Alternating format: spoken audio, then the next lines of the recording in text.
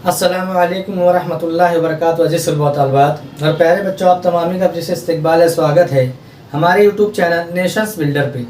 प्यारे बच्चों, हम स्टडी कर रहे हैं 8वीं जमात का रियाजी मज़मून का सबक नंबर 1, नातिक आदाद और गैर नातिक आदाद, जिसे इंग्लिश में कहते हैं rational numbers and irrational numbers.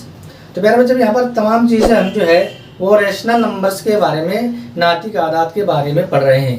ठीक है प्यारे बच्चों, तो आज का हमारा जो लेक्चर नंबर 3 लेकर आपकी खिदमत में हाजिर हुए हैं, जिसमें हम पढ़ने वाले हैं नातिक आदाद में तरतीबी ताल्लुक, कंपैरिजन ऑफ रैशनल नंबर्स। जो मवाजना करते हैं ना कि कौन सा नातिक आदाद बड़ा है, कौन सा नातिक आदाद छोटा है, कौन से नातिक आदाद जो है वो बराबर है, तो इसको ही कहते हैं तरतीबी ताल्लुक, कंपैरिजन ऑफ रैशनल नंबर्स। तो प्यारे बच्चों, कंपैरिजन के लिए हम 3 अलामत का इस्तेमाल करते हैं। अभी हम जो है छोटी लेवल पे 8वीं क्लास में, आगे जाएंगे तो और बहुत सारी अलामतें इस्तेमाल की जाती हैं, लेकिन यहाँ पर हम जो तीन ही अलामत के बारे में मालूमात हासिल करेंगे। अब यहाँ पर ये से बड़ा, इसको कहते हैं से बड़ा, और ये से छोटा, और ये बराबर। अब प्यारे बच्चों, अब बहुत सारे बच्चों को ये कन्फ्यूजन रहता है और ये कश्मकश में रहते हैं कि हम से बड़ा अलामत इस्तेमाल लगाएंगे या से छोटी की अलामत इस्तेमाल लगाएंगे यहाँ पर। तो प्यारे बच्चों, एक बात गौर करना है, इसके सबसे शॉर्ट ट्रिक है, सिंपल ट्रिक है कि हम जो है, जैसे कोई जानवर है, और उसको कोई खाना खाना है और एक तरफ ज़्यादा खाना पड़ा है, एक तरफ कम खाना पड़े, तो किस तरफ मुंह खोलेगा वो बड़े, जहाँ ज़्यादा खाना है, जहाँ बड़ा खाना है, ज़्यादा खाना है, वो उस तरफ मुंह खोलेगा। तो इसमें इस बात को एकदम ध्यान में रखना है कि जो मुंह खुलेगा वो हमेशा ज़्यादा की तरफ खुलता है। मुंह जो है वो हमेशा कहाँ खुलेगा, वो ज़्यादा की तरफ खुलेगा। ठीक है, जिस तरफ बड़ा अदद रहेगा उस तरफ जो है मुंह खुलेगा। इतनी बात आपको ध्यान में रखना है, जिस तरफ बड़ा अदद रहेगा उस तरफ को मुंह खुलेगा, ये मुंह जो है वो उसी तरफ को खुलेगा। समझ में आ रही बात? ये सबसे शॉर्ट ट्रिक है इसको समझने की, कि जिस तरफ बड़ा अदद रहेगा उस तरफ हमको मुंह खोलकर अलामत को लगा देना है। आ रही बात समझ में? अभी हम मिसाल के जरिए समझेंगे, आपको और अच्छे समझ में आएगा। यहाँ पर बहुत सारे सवाल, यहाँ पर 4 सवाल हमको हल करना है। ये 4 सवाल में आपको पूरा जो है अलामत किस तरह इस्तेमाल की जाती है वो आपको समझ में आ जाएगा। अब ये मिसाल नंबर 1 दी हुई है, 5/4 और 2/3 के दरमियान छोटा बड़ापन हमको बताना है।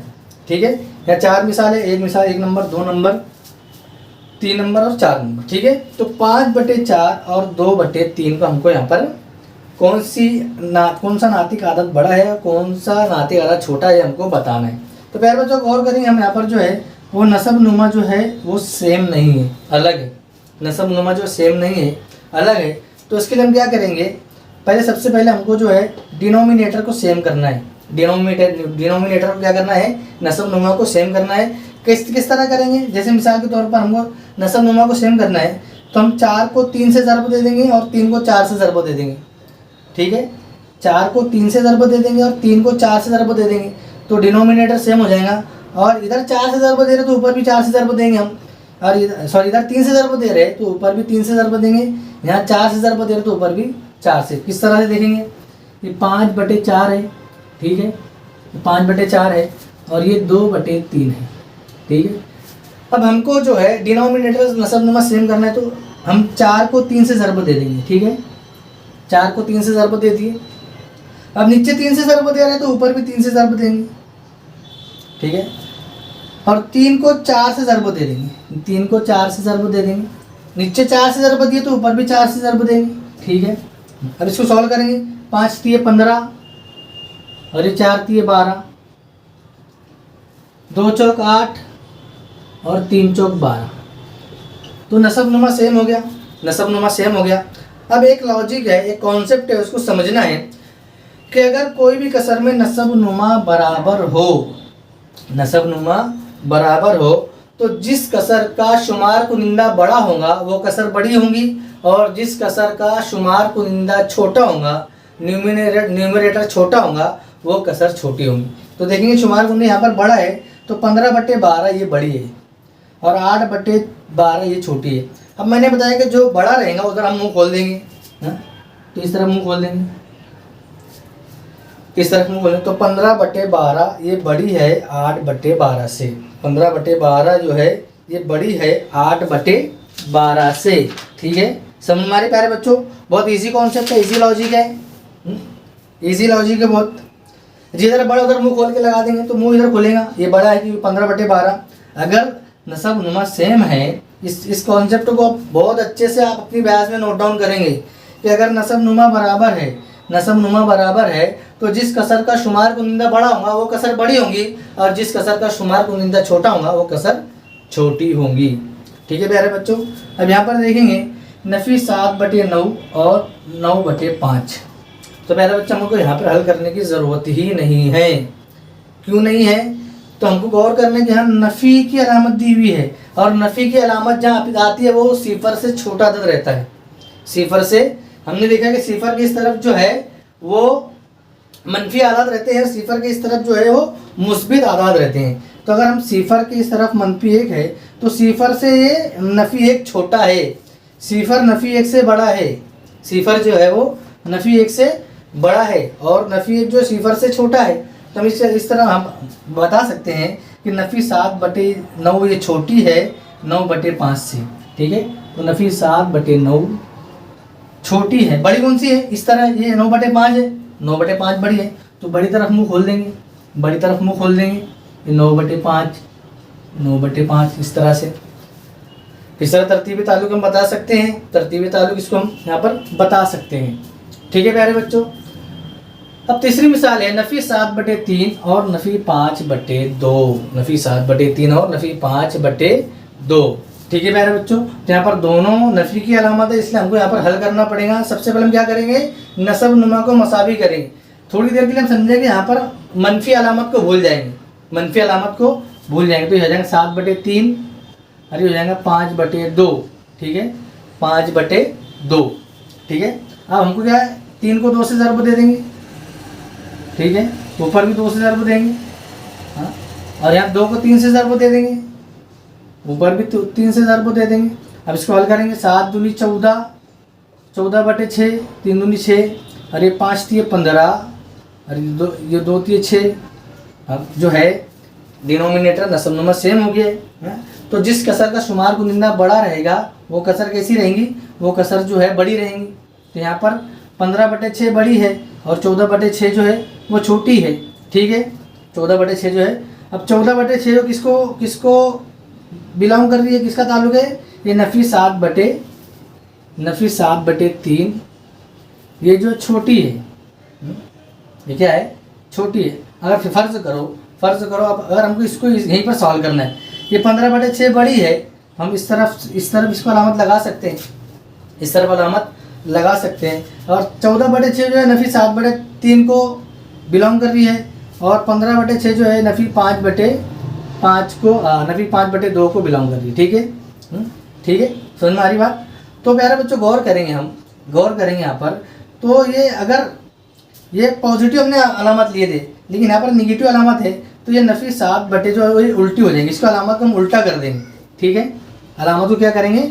उल्टा कर देंगे। इसलिए हम कह सकते हैं कि नफ़ी 7/3 जो है वो छोटी है नफ़ी 5/2 से। नफ़ी 3/7 जो है, एक मिनट,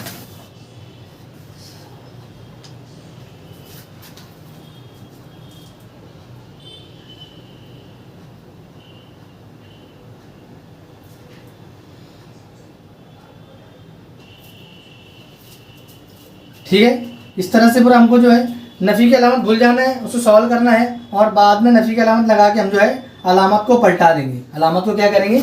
अलामत को पलटा देंगे।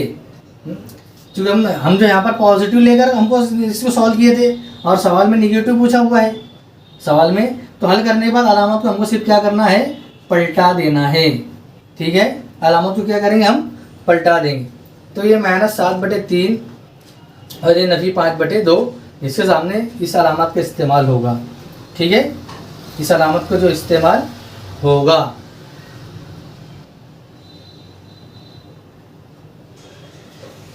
ठीक है प्यारे बच्चों, बात समझ में आ रही है? हमको क्या करना है? कॉन्सेप्ट क्लियर है, सिर्फ हमको यहाँ पर नफ़ी की अलामत छोड़कर हमको हल करना है, और हल करने के बाद हमको ये जवाब मिल रहा है कि 14/6 जो है ये छोटी है 15/6 से। लेकिन जो है हम नफ़ी के अंदर जब अलामत लगाएंगे तो अलामत को हमको क्या करना है, अलामत को हम पलटा देंगे। नफ़ी 14/6 किसको बिलोंग कर रहा है, नफ़ी 7/3 को, और 15/6 किसको बिलोंग कर रहा है, नफ़ी 5/2 को। ठीक है, इसलिए ये लिखने के बाद हमको जो अलामत को पलटा देना है। ठीक है प्यारे बच्चों, अब यहाँ पर भी वैसा ही क्वेश्चन है, लेकिन पॉजिटिव अलामत दी हुई है, पॉजिटिव में है तो हमको अलामत पलटाने का कोई सवाल ही नहीं पैदा होता। सबसे पहले हम क्या करेंगे, डिनोमिनेटर को हम जो है यकसा करेंगे, सेम करेंगे नस्ब नुमा को। हाँ, तो मैंने बताया इस तरह से नस्ब नुमा को यकसा करना है। अब ये 5 को हम 10 से ज़रब देंगे, ठीक है, तो ऊपर भी 10 से ज़रब देंगे। अब ये 10 को 5 से ज़रब दे देंगे तो ऊपर भी 5 से ज़रब दे देंगे, इस तरह से।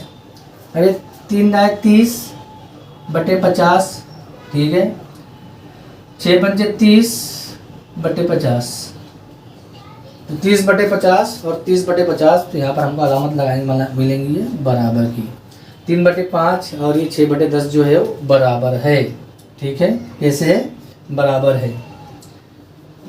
ठीक है प्यारे बच्चों, इस तरह से अगर इसको हम इसका सर्कल छोटा करेंगे हम, तो ये हो जाएगा 2 3 6 और ये 2 पंचे 10, तो ये हमको मालूम पड़ जा रहा है, ये 3 दूनी 6, 2 3 6, 2 3 6 और ये 5 दूनी 10, ये 3/5 और ये 3/5। ये हमको पता चल जा रहा है कि ये जो कसर जो है ये दोनों बराबर है, ये दोनों कसर जो है, ये दोनों कसर जो है बराबर है। ठीक है प्यारे बच्चों, तो इस तरह से जो है नातिक आदाद में तरतीबी ताल्लुक़ को हम जो है बहुत आसानी के साथ में समझ सकते हैं, उसका जवाब तलाश कर सकते हैं। Comparison of rational numbers, comparison of, इसकी मैंने आपको शॉर्ट ट्रिक भी पता है कि जो अदद बड़ा रहेगा उधर हमको मुंह खोल देंगे, जो अदद बड़ा रहेगा उधर हम क्या करेंगे, उधर हमको मुंह खोल देना है। बहुत इजी सिंपल लॉजिक है, सिंपल ट्रिक है इसकी, ज़्यादा कंफ्यूज होना नहीं है। से बड़ा किसको बोलेंगे, से छोटा किसको बोलेंगे, जहाँ पर हमको लगा कि बड़ी कसर ये वाली है उधर हम मुंह को खोल देंगे। ये सिंपल लॉजिक है उसका। ठीक है प्यारे बच्चों, तो लेक्चर नंबर 3 प्यारे बच्चों हमारा यहीं पर ख़त्म होता है। आइंदा लेक्चर नंबर 4 लेकर आपकी खिदमत में हाजिर होंगे। जब तक के लिए अल्लाह हाफिज़, अस्सलामु अलैकुम व रहमतुल्लाहि व बरकातहू।